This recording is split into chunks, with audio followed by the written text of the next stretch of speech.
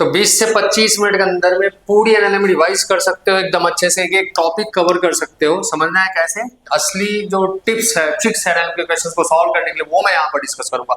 तो सबसे पहले जानते हैं एफ वेक्टर मतलब फोर्स वेक्टर के बारे में। तो ये होता है तुम्हारा एफ एक्स आई कैप प्लस एफ वाई जे कैप प्लस एफ जेड तुम्हारा के कैप होता है। अगर फोर्स की मैग्नीट्यूड अगर तुमको निकालना हो तो directly root over F X का स्क्वायर कर लोगे, एफ वाई स्क्वायर कर लो और एफ जेड स्क्वायर कर लो। अगर कभी भी तुमको चाहिए, मान लेते हैं कि एफ वेक्टर तुमको दिया हुआ है, वहां पर तुमको मास भी तुमको दिया हुआ है, और अगर तुमको एक्सप्रेशन बोला निकालने, उसकी वैल्यू बोला निकालने, कुछ नहीं करना है, एफ वेक्टर को एम से डिवाइड करो, मतलब इसके नीचे सबके नीचे क्या कर लोगे, एम लगा दोगे, तुमको एक्सप्रेशन वेक्टर मिल जाएगा। उसके बाद में जहां जहां एफ लगा है वहां वहां ए लगा दो, उसकी तुमको मैग्नीट्यूड भी मिल जाएगी। तो एक्सप्रेशन की मैग्नीट्यूड क्या हो जाएगी, ए एक्स की स्क्वायर प्लस ए वाई की स्क्वायर प्लस तुम्हारा ए जेड का स्क्वायर। ओके चलो बढ़िया। अगर मान लेते हैं ऐसे ही कुछ अगर दे दिया गया तुमको कि मान लेते हैं कोई एक बॉक्स है जिसके ऊपर में 3 जे कैप और इधर में तुम्हारा मान लेते हैं 7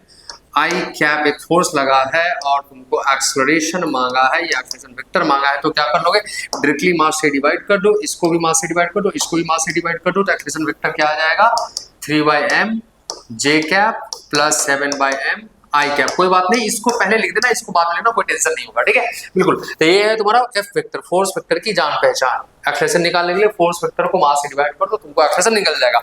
उसके बाद में अभी दूसरे एक टॉपिक पे चर्चा करते हैं जो है तुम्हारा मोमेंटम। ठीक है, ये एक्चुअल में क्या है, लीनियर मोमेंटम है। कभी भी जो mass into velocity vector apply करते मल्टीप्लाई करते हो तो तुमको मिलेगा मोमेंटम। ओके, मास को लीनियर वेलोसिटी से मल्टीप्लाई करोगे तो तुमको मिलेगा मोमेंटम। अगर कोई बात करें चेंज इन मोमेंटम कैलकुलेट करने के लिए, इसका सिंबल पी होता है, तो चेंज इन मोमेंटम हो जाएगा तुम्हारा M V vector final minus M V vector initial. मतलब एम को ले लो कॉमन में और V vector final minus V initial vector. V vector जाने लो कि I cap J cap P cap K format में होता है, तो तुम इजीली वहां पर चेंज इन मोमेंटम निकाल सकते हो। चेंज इन मोमेंटम जो होता है उसी का एक और नाम भी है जिसको क्या कहा जाता है, इम्पल्स। तो अगर बोला तुमको क्वेश्चन में इम्पल्स निकालने के लिए तो उसका फॉर्मूला क्या होगा, change in momentum M into V final minus V initial.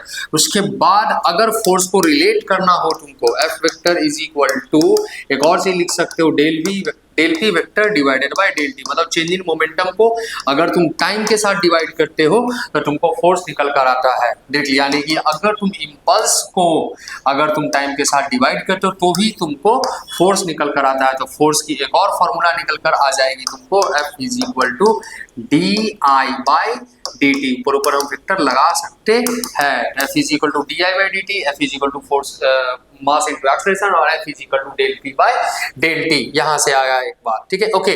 चलो अभी फोर्स के डिफरेंट टाइप्स होते हैं, नेचर्स होता है, किस किस तरह की फोर्सेस होती है। तो जैसे मैं एक बात करूँ यहाँ पे, नॉर्मल फोर्स, नॉर्मल रिएक्शन कैसा होता है, अगर कोई कांटेक्ट है और उस पर कोई अगर ऑब्जेक्ट रखी है तो कांटेक्ट से ऑब्जेक्ट के ऊपर जो फोर्स लगती है that is called as the normal reaction. मान लेते हैं कोई इंक्लाइन प्लेन है, उसके ऊपर अगर कोई ऑब्जेक्ट रखी है तो यहाँ पे ये वाली जो फोर्स होगी वो तुम्हारा नॉर्मल रिएक्शन होगा। तो कोई भी अगर इंक्लाइन प्लेन पे रखा होगा, इंक्लाइन प्लेन का एंगल अगर तुमको थीटा होगा तो नॉर्मल रिएक्शन तुमको लेगा। इसका अगर मास m है तो mg cos थीटा, ये होगा तुम्हारा नॉर्मल रिएक्शन जो n इज इक्वल टू इसके ऊपर में लगेगा। अच्छा, अगर बॉडी रेस्ट पे है, बॉडी अगर रेस्ट पे है तभी जाकर के r बराबर तुम्हारा क्या होगा, इस वाली केस में mg हो सकती है नॉर्मल रिएक्शन। और कहाँ कहाँ देख सकते हो, लिफ्ट में देख सकते हो। लिफ्ट वाली केस में अगर देखोगे कि जैसे मान लेते हैं कोई लिफ्ट है, अगर ऊपर जा रहा है, यहाँ पर एक ऑब्जेक्ट खड़ा है, जैसे कोई आदमी खड़ा है तो इसको ऊपर में रिएक्शनल फोर्स लगेगा, नीचे में क्या लगेगा, mg लगेगा। तो r बराबर यहाँ पर mg होगा अगर v अगर कांस्टेंट है तो, या फिर एक्सेलरेशन अगर तुम्हारा 0 है तो, या v बराबर अगर 0 है तो। v अगर 0 है कांस्टेंट है या फिर एक्सेलरेशन 0 है तो इसको रिएक्शन फोर्स क्या मिलेगी, r बराबर mg मिलेगी। लेकिन अगर मान लेते हैं कि बॉडी अगर ऊपर चल रहा है एक्सेलरेशन a से, तो उस केस में r बराबर हो जाएगा तुम्हारा mg प्लस ma।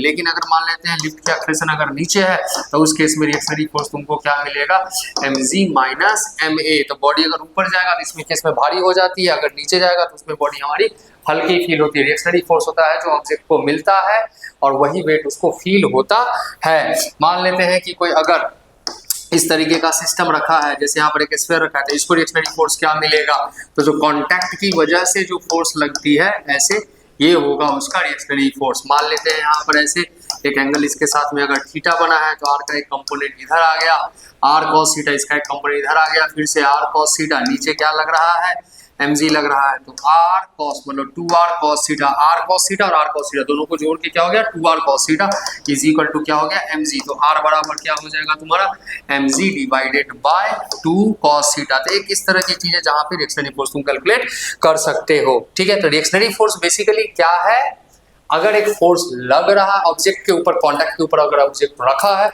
उसकी वजह से जो एक बैक फोर्स मिल रही है वही होता है तुम्हारा रिएक्शनरी फोर्स। ऐसे सवाल आ सकते हैं, थोड़े बहुत है दिमाग में रखने के लिए। तो जैसे सोच लेते हैं कि अगर कोई ऑब्जेक्ट इस तरीके से रखी हो, है ना, ऐसे एक रखी हो और इसके ऊपर रिएक्शनरी फोर्स अगर निकालना है, इस थर्ड ऑब्जेक्ट के ऊपर, तीसरी वाली के ऊपर, जो सबसे नीचे उसके ऊपर में, तो इसके ऊपर की सारी वेट जो इसको देगा उसी का रिएक्शनरी फोर्स इसको ऊपर मिल जाएगा। याद रख लेना, अगर ये ऑब्जेक्ट अगर नीचे की तरफ चल रहा हो, एक्सेलरेशन ए होगा अगर इसका नीचे की तरफ, तो रिएक्शनरी फोर्स तुम्हारा क्या हो जाएगा, इस पूरे का मास, ठीक है, mg, और उसमें से क्या कर देना ma माइनस कर देना। m किसका बिठेगा, इसके ऊपर वाले का, मतलब इसका मास बिठेगा, ये बात याद रखोगे। ठीक है, यहां पर निकाल रहे हैं, यहाँ पे नहीं निकाला, अगर यहाँ पर रहेंगे तो इसके ऊपर की सारी मासेस ली जाएगी। उसके बाद आता है तुम्हारा एक और तरह की फोर्स होती है जिसको हम कहते हैं टेंशन। टेंशन क्या होता है, रस्सी में होता है। जैसे ये स्ट्रिंग है, अगर तुम इसको खींच रहे हो तो अगर ये रेस्ट में है, मतलब आगे नहीं चल रहा है, जिसको हम क्या कहते हैं इक्विलिब्रियम में है, तो इस केस में नीचे जो mg लगेगा तो ऊपर में क्या लगेगा टेंशन। ऑब्जेक्ट के ऊपर में जहां पे कांटेक्ट है ऑब्जेक्ट तुम्हारा, उसके ऊपर टेंशन लगा दो और इस वाले एंड से ऐसे लगा दोगे, तो ये टेंशन तुम्हारा ऐसे काम करेगा।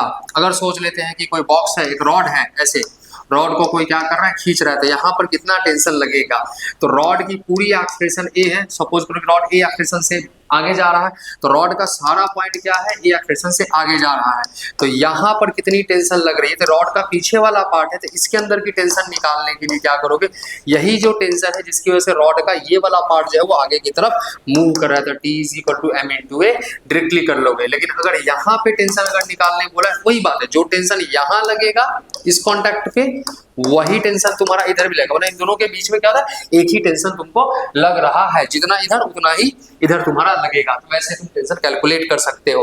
अपार्ट फ्रॉम दैट, मान लेते हैं कि टेंशन के लिए एक और एग्जांपल देखते हैं। जैसे मान लो कि कोई अगर रस्सी है ऐसे करके, सॉरी मैं थोड़ा ठीक से फिगर करूँ तो ज्यादा बेटर होगा, ठीक है, ऐसे करके एक रस्सी लटकाया हुआ है इस तरीके से, कोई फोर्स अगर इसको ऐसे खींच रहा है तो क्या हो जाएगा, ये जो रोप है तुम्हारा कुछ इस तरीके का फिगर बन जाएगा। तो इधर एक फोर्स काम कर रहा है, इधर रस्सी के अंदर में टेंशन टी लग रही है, एक ही रोप में एक ही टेंशन होती है, ये बात भी याद रखना है। ठीक है, तो इधर एक फोर्स तुम्हारा खींच रहा है, तो यहाँ पर क्या करोगे, ये मान लो कि ये एंगल तुम्हारा थीटा वर्टिकल के साथ ऐसे बना, तो ये वाली भी एंगल तुम्हारी थीटा हो जाएगी, तो टेंशन का एक कंपोनेंट इधर काम करेगा जो कि होगा तुम्हारा T cos थीटा, नीचे क्या आएगा तुम्हारा mg आएगा। तो T cos थीटा क्या बैलेंस कर रहा है, इस mg को बैलेंस कर, तभी तो ये जाकर के हमारा इक्विलिब्रियम में है। तो यहाँ पर T cos theta is equal to क्या हो गया तुम्हारा mg हो गया। तो वैसी वाली चीजें आ सकती है, दिमाग में रखना है, टेंशन से रिलेटेड क्वेश्चंस कैसे कैलकुलेट कर सकते हो। ठीक है, ऐसे वाले भी क्वेश्चंस होते हैं, जैसे मान लेते कि कोई रस्सी से कोई आदमी है या कोई बॉक्स है जो ऊपर की तरफ में जा रहा है एक्सेलरेशन ए से, है ना, अभी बोल रहा है कि मैक्सिमम टेंशन इसके अंदर में क्या हो सकता है। ऑब्वियसली पता है टेंशन एक रिएक्शनरी फोर्स की तरह काम करेगा, तो क्या करोगे, T बराबर हो सकता है तुम्हारा mg प्लस तुम्हारा क्या ma। अगर मैक्सिमम एक्सेलरेशन कैलकुलेट करने के लिए आ सकता है, और टेंशन तुम्हारा मैक्सिमम जो इसका दिया हुआ है, जो ये मैक्सिमम टेंशन झेल सकता है, वो वाली वैल्यू यहाँ पे बिठाओगे और यहाँ से एक्सेलरेशन की वैल्यू तुम कैलकुलेट कर लोगे। जितना ज्यादा एक्सेलरेशन होगा उतना ही ज्यादा इसके अंदर की टेंशन बढ़ते जाएगी। अल्टीमेटली क्या होगा, इसका एक मैक्सिमम वैल्यू अप्रोच करेगा तो रस्सी वहां से क्या हो जाएगी, टूट जाएगी। तो हम उसको बोलते हैं कि ब्रेकिंग टेंशन दिया हुआ है, तभी हम लोग सॉल्व कर सकते हैं। अपार्ट फ्रॉम दैट, इसके बाद एक आता है तुम्हारा जो सबसे इंपॉर्टेंट चीज है, बढ़िया वाला है, ये है तुम्हारा फ्रिक्शन। फ्रिक्शन कब होता है, कब काम करता है, कोई भी एक ऑब्जेक्ट है जो एक सरफेस के ऊपर में रखा हुआ है, वो अगर मूव करने की कोशिश करता है तो पीछे की तरफ में एक फोर्स हमारी लगती है। जब तक हम इसके ऊपर में कोई फोर्स नहीं काम करेंगे, फ्रिक्शन हमारा नहीं लगेगा। तो सबसे जो maximum value of the friction जो काम कर सकती है, एफ मैक्स, हम उसको एफ लिमिटिंग बोलते हैं, और वो मैक्सिमम वैल्यू होता है होता है वो होता है हमारा म्यू इंटू आर। आर है हमारा रिएक्शनरी फोर्स। अब याद रखोगे हमेशा आर बराबर mg हमेशा नहीं होता है। आर वो रिएक्शनरी फोर्स है जिसको कैलकुलेट करने का हमने मेथड अभी बताया था। तो अगर ऑब्जेक्ट हमारा रेस्ट होगा तभी आर बराबर हमारा mg होगा, अदरवाइज हमारा आर की वैल्यू कैलकुलेट कर लेंगे पुराने वाले मेथड से, जैसे हमने बोला था लिमिटिंग के जरिए मैक्सिमम फ्रिक्शन हमारा लग सकता है। मान लेते हैं कि कैपिटल एफ हमारा अप्लाइड फोर्स है जो हम ऑब्जेक्ट के ऊपर अप्लाई कर रहे हैं, तो अगर एफ अप्लाइड जो है वो मेरा कम हो गया एफ लिमिटिंग से, तो उस केस में तुम्हारी फ्रिक्शन की जो वैल्यू होगी वो एफ अप्लाइड के इक्वल हो जाएगी। ओके, अगर एफ अप्लाइड तुम्हारा ज्यादा हो गया लिमिटिंग वैल्यू ऑफ फ्रिक्शन से, मतलब maximum value of the friction से, तो उस केस में मेरा एफ जो फ्रिक्शनल फोर्स है वो हमारा लिमिटिंग के इक्वल हो जाएगा। ये बात याद रखना है। ओके, चलो बढ़िया बात है। एक और चीज मैं बोल रहा हूँ फ्रिक्शन से, जैसे एक फोर्स है जिसको हम लोग क्या बोलते हैं, सूडो फोर्स बोलते हैं। सूडो फोर्स क्या होता है, एक तरह का झूठा फोर्स होता है। मान लेते हैं कि कोई ऑब्जेक्ट यहाँ पर रखा हुआ है, इसके या एक कोई कार रखा हुआ है जिसमें तुम बैठ करके सामने की तरफ जा रहे हो। रोड पर मान लो कि एक ऑब्जेक्ट है, एक बच्चा खड़ा है, तो तुम्हारे हिसाब से ये बच्चा किधर मूव कर रहा है, इस तरफ में मूव कर रहा है। तो अगर कोई ऐसा ऑब्जेक्ट जो किसी भी एक्सेलरेटेड मोशन से किसी और ऑब्जेक्ट को अगर ऑब्जर्व कर रहा हो, तो उस तरह की फोर्स को हम कहते हैं सूडो फोर्स। तो इसको क्या मिल रहा है, सूडो फोर्स मिल रहा है। कितना फोर्स मिलेगा, तो इस पर अगर सूडो फोर्स कैलकुलेट करना है तो इसका जो एक्सेलरेशन है वो इसके ऊपर उल्टा करके दे दो और इसी के मास से उसको मल्टीप्लाई कर दो। जैसे मान लेते हैं कि ये वाली जो ऑब्जेक्ट है इसकी एक्सेलरेशन है 2 मीटर पर सेकेंड स्क्वायर इस तरफ में, और ये 10 kg का एक और बॉक्स यहाँ पे रखा हुआ है, इसके ऊपर सूडो फोर्स कितना लगेगा और किस तरफ लगेगा, तो 2 मीटर पर सेकेंड स्क्वायर इसके ऊपर इधर की तरफ लग रहा है। तो ऐसे करोगे, इस तरफ लगा तो 2 और इंटू 10, तो तुम्हारा क्या हो जाएगा 20 न्यूटन फोर्स लगेगा। इसको इस तरफ लगेगा तो this is the pseudo force, इसके ऊपर में काम करता है। और यही सूडो फोर्स की वजह से एक ऑब्जेक्ट के नीचे, एक ऑब्जेक्ट के ऊपर अगर दूसरी ऑब्जेक्ट रखी होती है तो वो हमारा रुकता है या चलता है, या मैक्सिमम फोर्स हम वहां से कैलकुलेट कर सकते हैं। ठीक है, तो इसी तरह के क्वेश्चंस है जो एनसीईआरटी में भी है, जो आने के चांसेस हैं। तो मैं बोल रहा हूँ कि जैसे सपोज कर लो कि कोई अगर एक ट्रक है और ट्रक की एक्सेलरेशन तो अगर तुम ए दे रहे हो, ट्रक के पीछे एक बॉक्स अगर तुमको रखा हुआ है, तो जैसे ही ट्रक आगे की तरफ चलेगा तो इसके ऊपर एक सूडो फोर्स लगेगी इस तरफ में, तो इसको एक्सेलरेशन ए इधर मिल रहा है तो बॉक्स को भी एक्सेलरेशन ए इधर मिलेगी। तो इस पर फ्रिक्शन किधर लगेगा तुम्हारा, इस तरफ मोशन को अपोज करने के लिए। तो मैं बोल रहा हूँ कि ए मैक्सिमम अगर निकालना हो ताकि ट्रक हमारा मूव करे बट बॉक्स हमारा ट्रक के साथ साथ चले, तो वैसे केस में ए मैक्स होगा हमारा म्यू इंटू जी, मैक्सिमम एक्सेलरेशन हमारा ये हो जाएगा। मतलब जिस इतने एक्सेलरेशन से अगर ट्रक हमारा चलता है तो बॉक्स हमारा ट्रक के साथ चलेगा। ठीक है, अगर सोच लेते हैं कि ए जो है हमारा वो मैक्सिमम एक्सेलरेशन से क्या हो गया, ज्यादा हो गया, मतलब म्यूजी से क्या हो गया, मेरा ज्यादा हो गया। कोई जानना चाहता है कि म्यूजी कैसे है, तो बिल्कुल आराम से सोच कर देखो, इसके ऊपर में फोर्स कितना लग रहा है बेटा, MA लग रहा है, इधर में फोर्स कितना लग रहा है, मेरा फ्रिक्शन लग रहा है। अगर तुम सोच रहे हो कि ये बॉक्स अगर रेस्ट पे हो जो ट्रक के साथ साथ ही चलना चाहिए, तो एफ की वैल्यू क्या हो जाएगी, म्यू इंटू आर। सिंस की बॉक्स हमारा वर्टिकली कोई मूवमेंट नहीं हो रहा है, इक्विलिब्रियम में है, तो एफ के जगह पे हम क्या लिख सकते हैं, आर के जगह पे हम क्या लिख सकते हैं, म्यू एम जी लिख सकते हैं। तो MA बराबर अगर म्यू एम जी लिखोगे तो एम और एम कैंसिल हो गया, ए की वैल्यू क्या हो जाएगी तुम्हारी, म्यू इंटू जी हो जाएगी। और ये ए क्या है तुम्हारा मैक्सिमम एक्सेलरेशन है। तो अगर ए की वैल्यू जो ट्रक को हम दे रहे हैं वो ए मैक्स मतलब म्यू जी से अगर ज्यादा हो जाएगा तो बॉक्स हमारा पीछे की तरफ स्लाइड करने लगेगा। तो इसका नेट एक्सेलरेशन बेटा कितना मिलेगा, पीछे की तरफ देख लो, तो ए नेट मिलेगा तुमको। ट्रक का एक्सेलरेशन इधर ए लग रहा है, ये ऑब्वियसली ज्यादा होगा तुम्हारा, तो ए माइनस क्या हो जाएगा, म्यू इंटू जी। और इस एक्सेलरेशन से ट्रक हमारा पीछे, बॉक्स हमारा पीछे की तरफ स्लाइड करेगा। तो अगर तुमको यहाँ पीछे का डिस्टेंस दे रखा है, सोचो कि बॉक्स यहाँ पे रखा है और ये वाली डिस्टेंस तुमको अगर एक्स दे रखी है जिससे बॉक्स हमारा पीछे स्लाइड करेगा, तो इस सिनेरियो में तुमको कितना टाइम लगेगा इसको गिरने में वो तुम कैलकुलेट कर सकते हो। टाइम इज इक्वल टू हो जाएगा तुम्हारा √2x डिवाइडेड बाय एक्सेलरेशन ए नेट, और ए नेट की जगह पे क्या आ जाएगा, ए माइनस म्यू इंटू जी। ये टाइम से हमारा इतनी टाइम में हमारा बॉक्स नीचे की तरफ में गिर जाएगा। अगर पूछा जाए कि ट्रक कितना डिस्टेंस चलेगा ताकि बॉक्स हमारा गिर जाए, तो टाइम तो हम यहाँ से कैलकुलेट कर लिए और इसी टाइम में ट्रक का डिस्टेंस हम लोग कैलकुलेट कर सकते हैं। तो d इज इक्वल टू मेरा जो ट्रक आगे की तरफ चलेगा वो हो जाएगा, पहले तो हमारा रेस्ट पे था, एक्सेलरेटेड मोशन है हमारा था हाफ इंटू ए, ट्रक का एक्सेलरेशन है, ट्रक को देखना है तो ए इंटू टी स्क्वायर, ये कट गया। रुक जा थोड़ा सा, शांति रखो। चलो कोई बात नहीं, आ जाएगा, घबराने की जरूरत नहीं है, घबराना नहीं है, आ जाएगा तुरंत, 1 मिनट में। हैंग कर गया, ये रफ्तार नहीं ले पाता ये। चलो चलो चलो, कोई बात नहीं, फटक से आ जाएगा। चलो चलो, आ ही गया, देखो चलो ठीक है, जो भी मिट गया था अभी आ जाएगा। थोड़ा बहुत मेरे को याद है, मेरे को टाइम कैलकुलेट करना है बिना टेंशन किए हुए। तो टाइम अगर हम कैलकुलेट कर रहे हो, सॉरी डिस्टेंस कैलकुलेट करना है ट्रक का।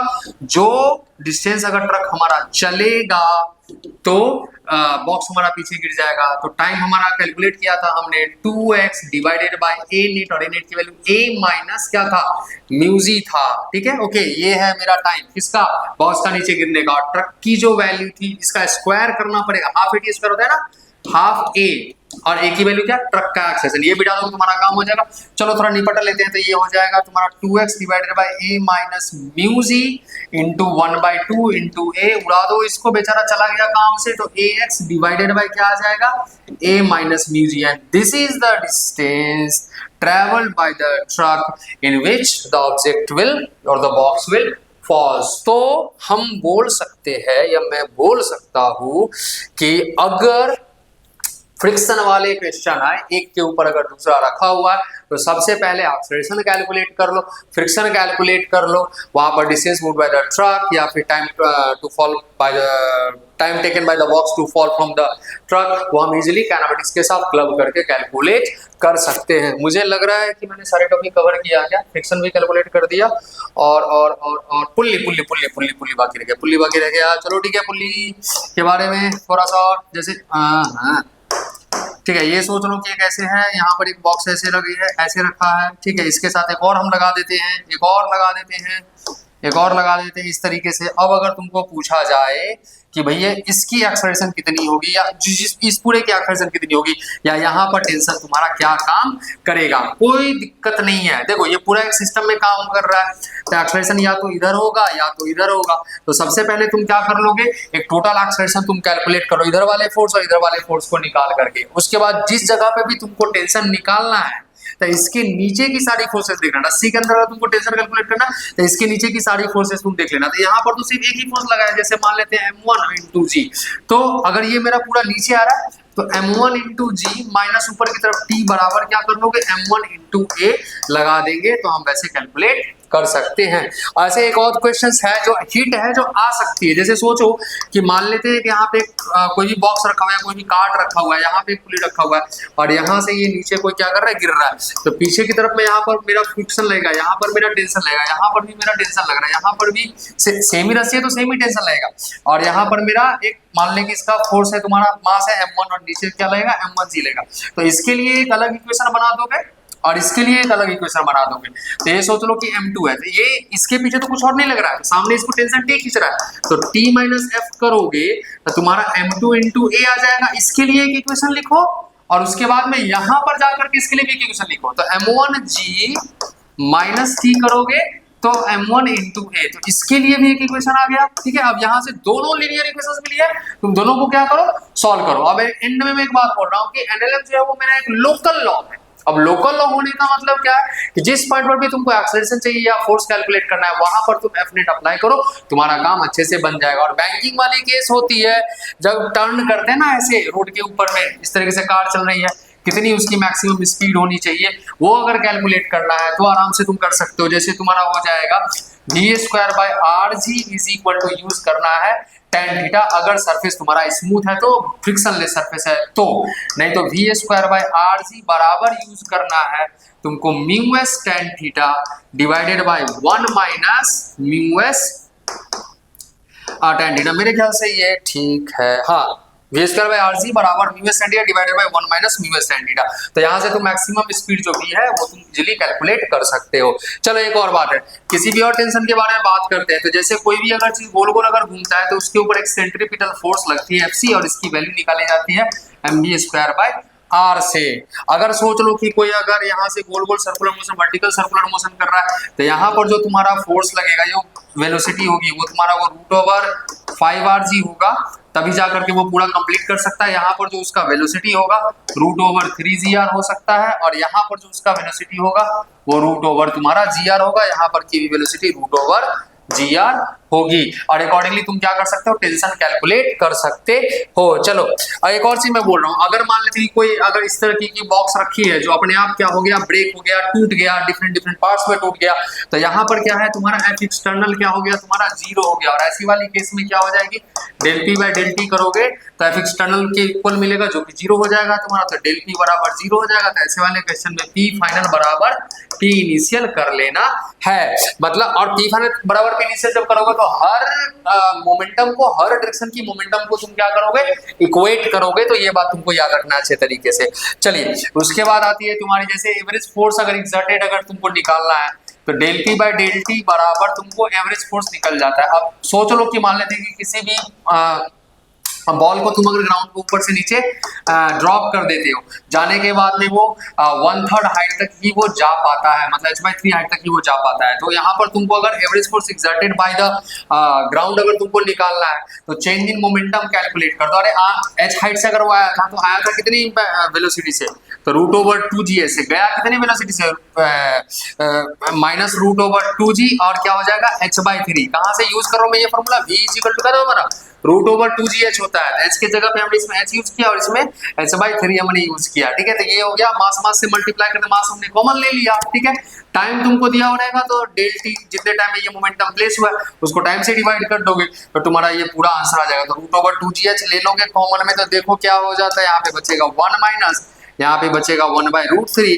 और डिवाइडेड बाय तुम टाइम कैलकुलेट कर लोगे तो ये आ जाएगा तुमको average force exerted by the earth on the ground. तो मुझे लग रहा है ठीक है, इतना काफी है। मैं बहुत गंदे तरीके से लिखा हूं, उस पर चिंता करने की जरूरत नहीं है, बट जो मैं शब्द बोल रहा हूं शब्द पर ध्यान रखो, तुम्हारा काम अच्छे से हो जाएगा। तो मैं कोर कॉन्सेप्ट है कैसे अप्लाई कर सकते हो फोर्स की क्वेश्चंस को सॉल्व करने के लिए, वो चीज तुम्हें देखनी थी। चलो